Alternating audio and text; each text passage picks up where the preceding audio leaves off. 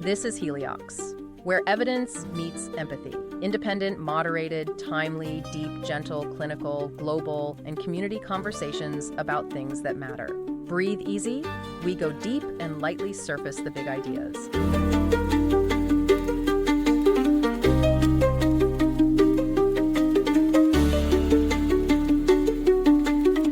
Have you ever tried to figure out why you, or maybe someone close to you, consistently acts a certain way? We all do it, right? We grab those familiar labels. Oh, they're such an extrovert, or she's incredibly conscientious.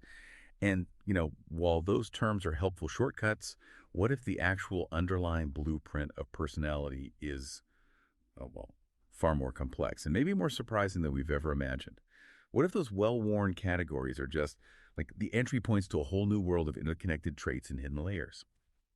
Today, we're taking a deep dive into some really groundbreaking new research, stuff that's fundamentally rewriting how we define and measure personality. We're going to explore a study that applied this cutting-edge method called taxonomic graph analysis, or TGA, to a massive data set from the IPI-PNEO personality inventory. And this isn't just, tweaking existing ideas. It feels more like a complete architectural overhaul. Yeah, absolutely. And our mission for this deep dive is to really get our heads around how this new kind of bottom-up approach works. We need to understand why it's so important, maybe, to move beyond some of the older, maybe more restrictive methods. And then, we'll unpack the fascinating, kind of unexpected elements of personality structure it revealed. We're talking entirely new traits and even a novel meta-trait that could change how we view our own decision-making, our strengths, all that. Okay, let's break this down then. For decades, right, when we talk personality, we've mostly relied on these big umbrella terms, often the big five. Openness, conscientiousness, extroversion, agreeableness, neuroticism. Yep. They've given us a common language, which is great. Yep. But for researchers trying to figure out the actual structure, like what genuinely lies beneath and connects those terms, that's been a real puzzle, hasn't it? It feels like having a map of, say, 5 continents, but you're not sure if they're connected by land bridges or vast oceans, or if they're maybe entirely new islands we haven't even charted yet. That's a great analogy. Absolutely. Historically, many efforts to map personality use what we call top-down methods. So imagine starting with those big 5 continents already drawn on the map, and then you try to fit every little observation, every behavior into those predefined boundaries. Now, while that's been valuable, this approach can inadvertently, constrain the findings.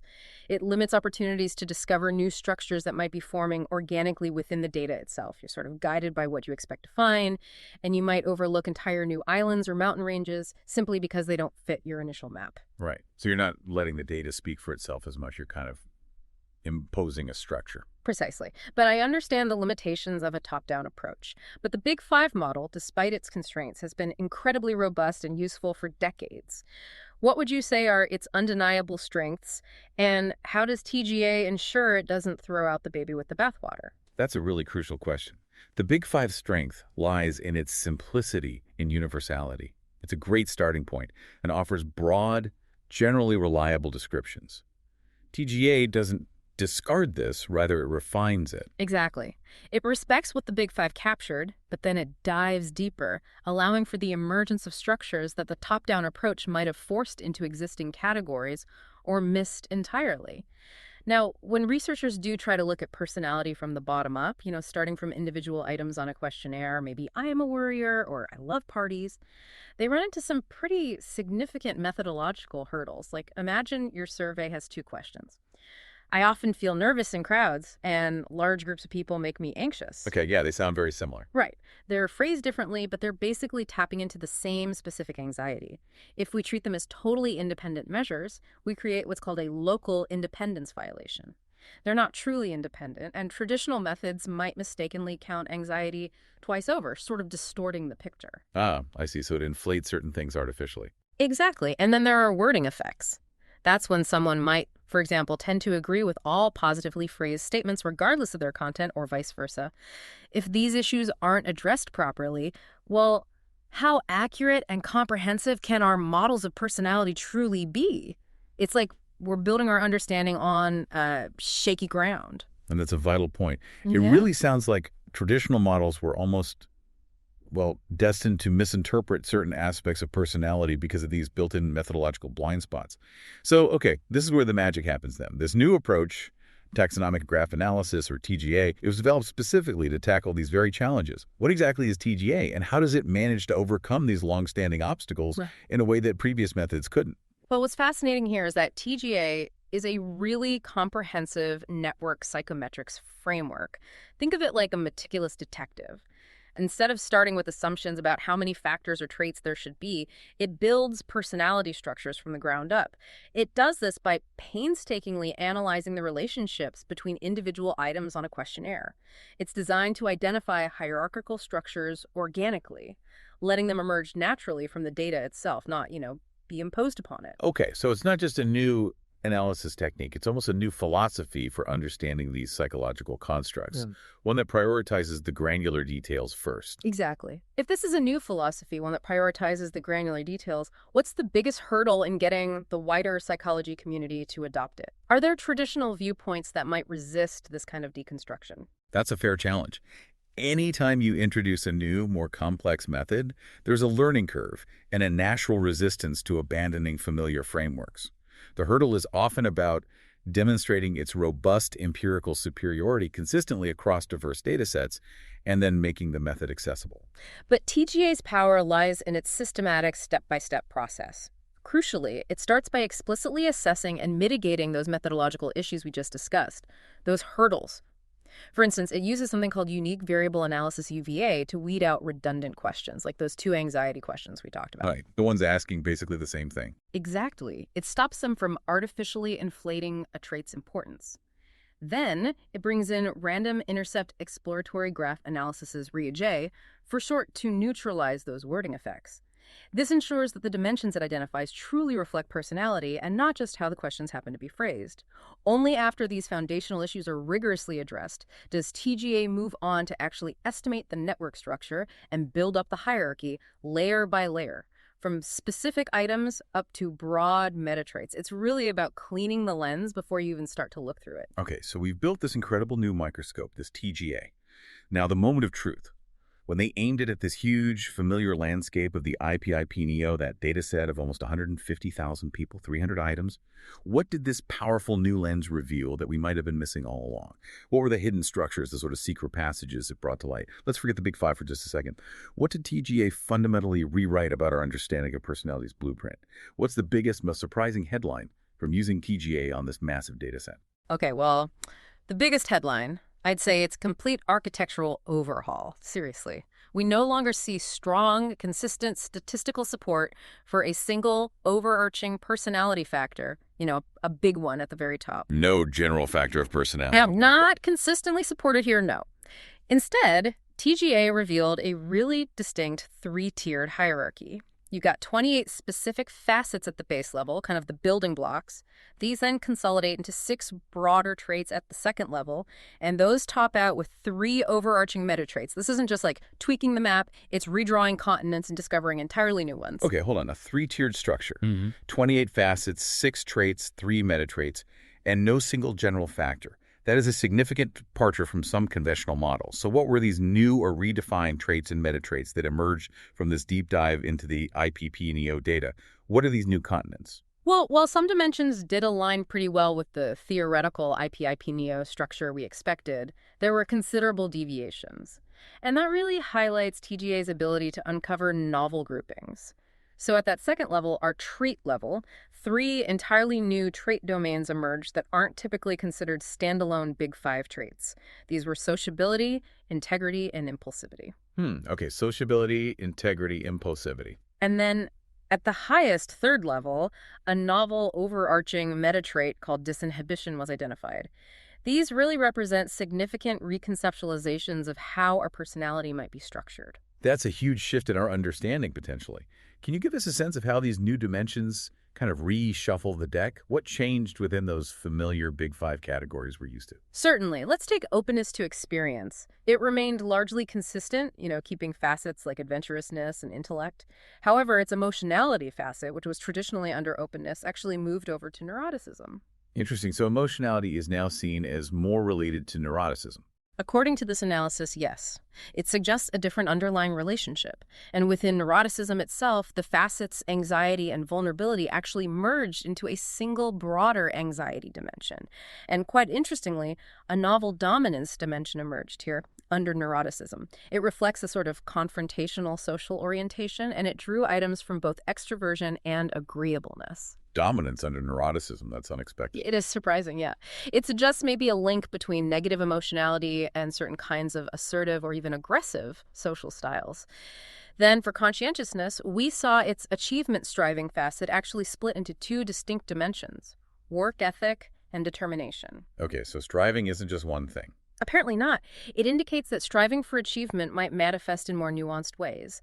And a new, weakly, negatively loading facet of calmness also appeared under conscientiousness, suggesting maybe an easygoing pace of life is somewhat related, inversely. Wow. So already we're seeing some really unexpected recategorizations and splits. Now let's talk about those truly new traits you mentioned. Take sociability. Wait, sociability has its own trait, and you said it pulls from extroversion and agreeableness and even neuroticism that completely reshapes my mental model of what being a social person even means. Could you quickly unpack what that unique blend truly represents? Yeah, you've absolutely hit on a key insight there. Sociability emerged as this fascinating blend. It includes items we typically associate with extroversion, like cheerfulness, gregariousness, friendliness, but also items from agreeableness, like empathy and trust. And interestingly, it even pulled some self-consciousness items negatively keyed from neuroticism. Huh. So less self-conscious is part of being sociable here. Seems to be. So this trait really captures broader social engagement characteristics. It encompasses both the outgoing aspects and the pro-social, warm aspects of how we relate to others. It's more than just being talkative. It's about a more comprehensive disposition towards social connection, including the comfort and ease one feels. Okay, that makes sense. A broader view of social style. What about integrity? Right. Integrity arose from a combination of elements, primarily from agreeableness, specifically the morality facet, and conscientiousness, particularly dutifulness. Yeah. Its facets included things like manipulativeness, which was negatively correlated, obviously fairness, and honesty. This structure aligns really well with other models, like the Hexoco model's honesty-humility factor. It emphasizes a rejection of deceptive, self-soothing behaviors. So it's about a moral compass, really. Exactly. It's about a deep-seated commitment to fairness and truthfulness, adhering to principles. That's a crucial distinction from just being nice or agreeable in a superficial way. Got it. And the third new one, impulsivity. Yes, and impulsivity turned out to be a surprisingly multifaceted trait. It drew items from all over the map, actually. It pulled from conscientiousness, specifically its cautiousness facet, but in reverse. It pulled from extroversion things like sensation-seeking and recklessness, and it pulled from neuroticism items related to agency or immoderation, like acting rashly under stress. Wow, so impulsivity isn't just one thing either. It's complex. Very much so.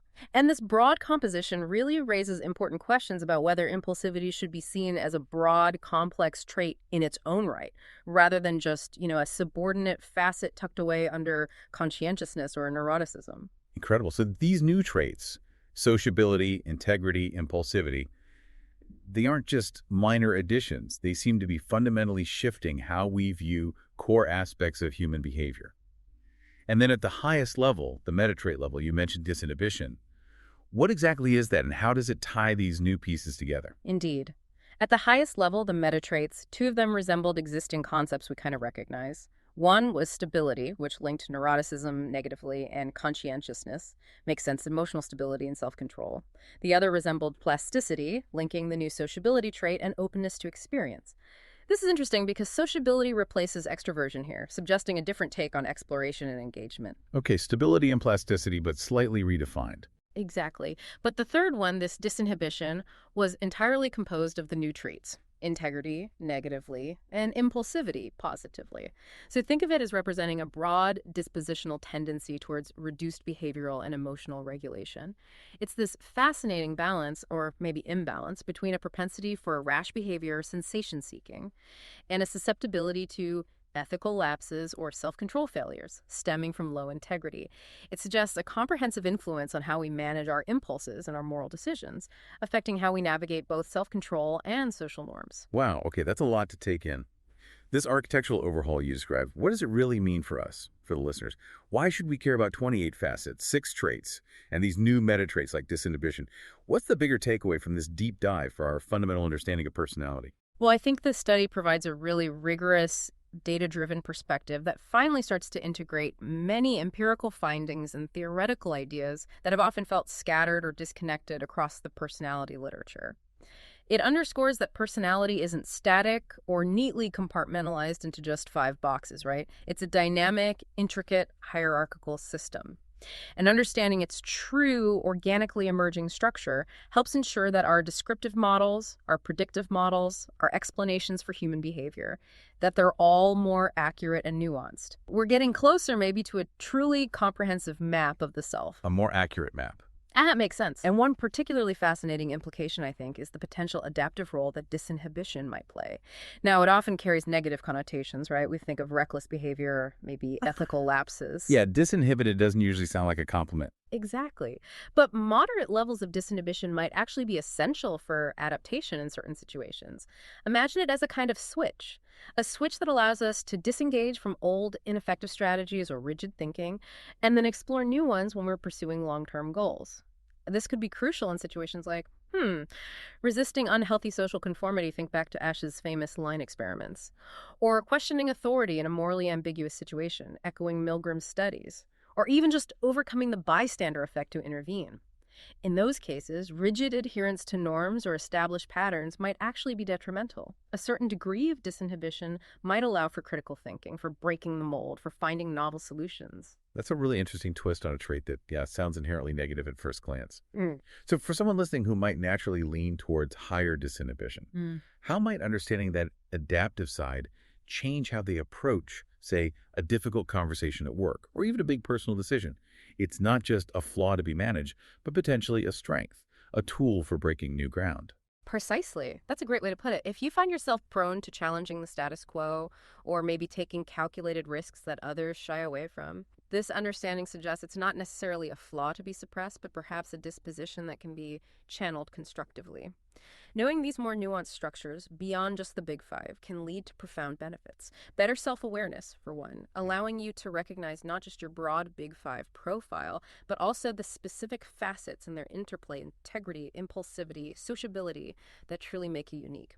It can also lead to more accurate psychological assessments, maybe in clinical settings or organizational psychology, and therefore more targeted and effective interventions, whether in education, therapy, coaching, you name it. For you, the learner, it's about gaining knowledge quickly but thoroughly, providing those aha moments that deepen your understanding of yourself and the people around you. It gives you a more sophisticated lens through which to view human behavior. What a truly profound journey into the hidden architecture of personality. We've seen how this taxonomic graph analysis is really redrawing our understanding, identifying this new 3-level hierarchy for the IPIP in a 28 facets, 6 traits, 3 meta traits, and really notably, no statistical support for that single general factor personality we sometimes hear about. And uncovering these surprising new dimensions like sociability, integrity, impulsivity, and that overarching meta trait, disinhibition, it really shows the complex, interconnected web of who we are. Absolutely. And while, we should remember this study was rigorously conducted, it is based on a single, albeit very large, data set, primarily from the US. Further research, maybe simulation studies, are definitely needed to explore TGA's application to even larger item pools or different personality inventories across cultures. But it absolutely highlights the immense value of these comprehensive bottom-up approaches in psychology. It shows that by asking different questions and using innovative tools like TGA, we really can uncover previously hidden truths about ourselves and the fundamental architecture of human personality. The traditional maps are indeed being redrawn. So for you listening, maybe consider this. If our personality structure is more fluid, more interconnected than we previously thought, with concepts like disinhibition playing a potentially adaptive role in how we switch strategies or challenge norms, how might that change the way you approach challenges, or how you set goals, or even how you understand why you and others act the way you do when faced with unexpected situations? Perhaps that impulsive decision to pursue a crazy idea isn't always a mistake, but maybe a manifestation of a deeper, sometimes adaptive trait structure at play. It's a powerful reminder that the exploration of personality is far from over, and the insights just keep unfolding. Thanks for listening today. 4 recurring narratives underlie every episode: boundary dissolution, adaptive complexity, embodied knowledge, and quantum-like uncertainty. These aren't just philosophical musings, but frameworks for understanding our modern world. We hope you continue exploring our other podcasts, responding to the content, and checking out our related articles at helioxpodcast.substack.com.